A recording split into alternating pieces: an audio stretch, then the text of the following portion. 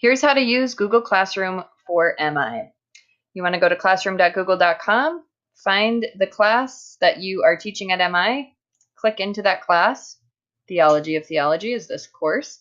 You'll see its name right here. You'll see the instructor name here. In this case, you are Dr. Know-It-All. Congratulations. This is the stream page. This is the page that Google Classroom takes you to when you first enter the course or the classroom. And you'll see a bunch of kind of posts on here. These you can mostly ignore. They're just redundant posts about anything that's been added to the classroom.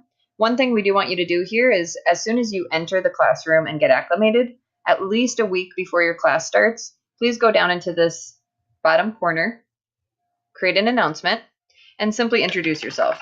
Hi, I'm Dr. Know-It-All. You might say you're excited for class.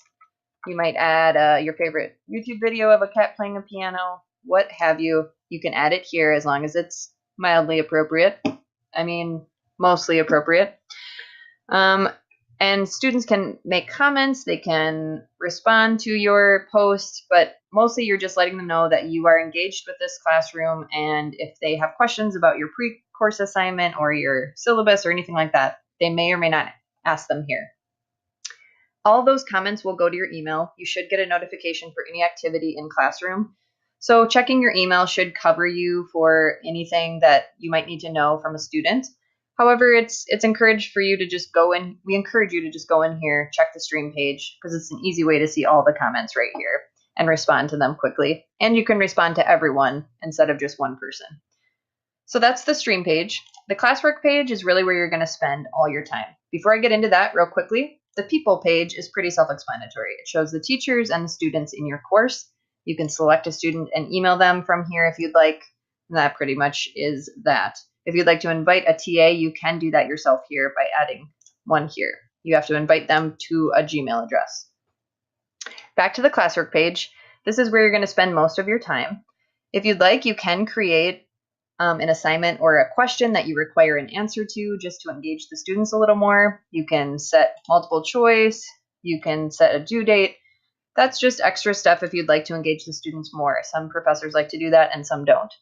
However, any assignments that you've already set or approved in your syllabus, we have added here. We've added your syllabus and materials, and then we've added your assignments. Now, the course evaluation is something for admin only. Don't worry about that. If you see students doing stuff with that, that's not for you to grade or do anything with. Anything else, though, pre-course, post-course, if you have a present course assignment, will be found here, and you want to be on top of these and grading these. That's really your primary role in Google Classroom, is to grade assignments as they come in. Now, again, you can grade those assignments as they come in, which we strongly encourage you to do. But you also will be receiving a reminder email 2 weeks after you're done teaching for us. We'll send you an email saying, hey, all the assignments from your syllabus have been turned in.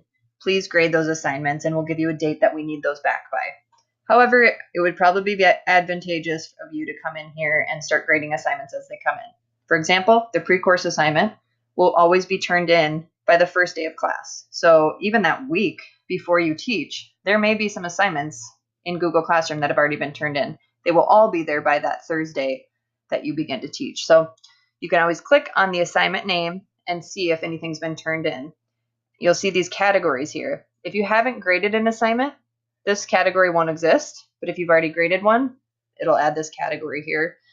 Then you can see who's been assigned the assignment, what's turned in. So let's go down here to this one and do an example of how to grade. You simply click on whichever one of these you're looking for. So we want to grade the one that's turned in. It'll take us to this student work page. Instructions are self-explanatory. That's anything that you've added to the assignment for students to know about. But the student work page shows you all the students in your course and where they're at with their assignment. Now, if you just click turned in, it might only show that whatever students have actually turned in an assignment. I recommend you go to this drop down and make sure that all is selected. That way you'll have a snapshot of every single student in your course very easily, and you can see right under here their status.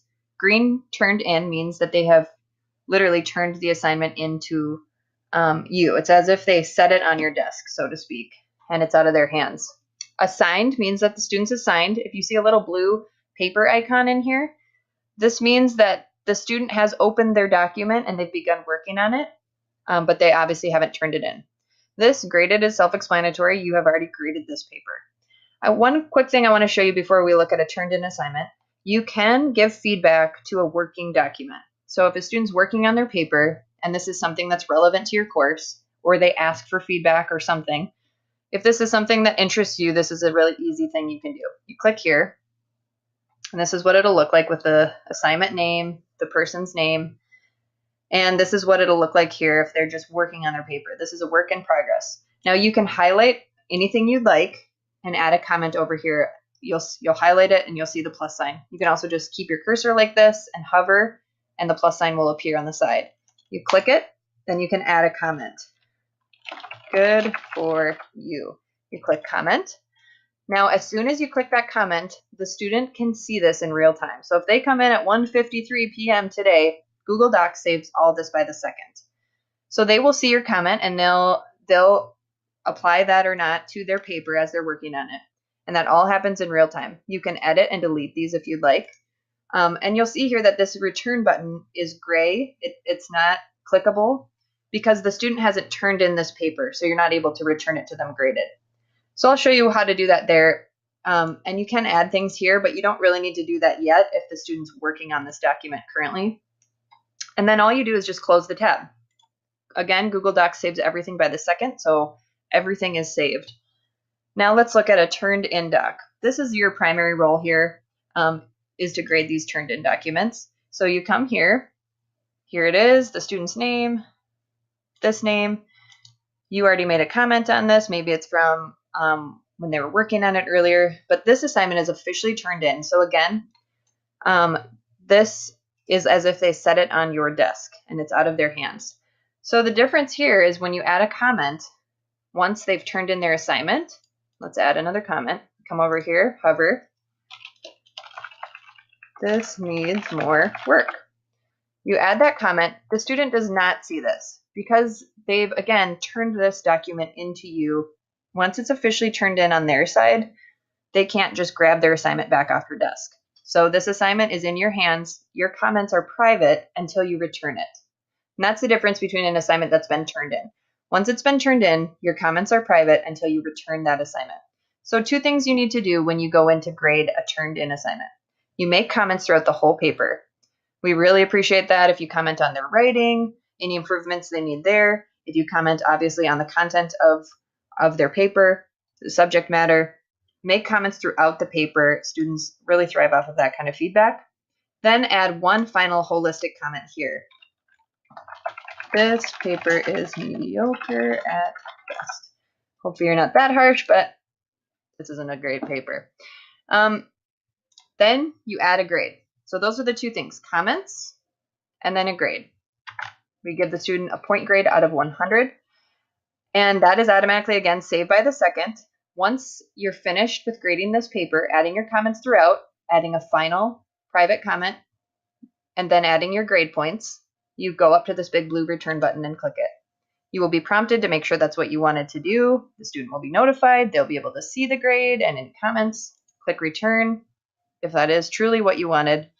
Now you're done. Once you see that return button is turned back to gray, you know that it's been returned.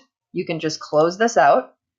And if we refresh here, you'll see that that student's assignment changed from turned in to graded. And now they've showed up over here with the points that you gave them.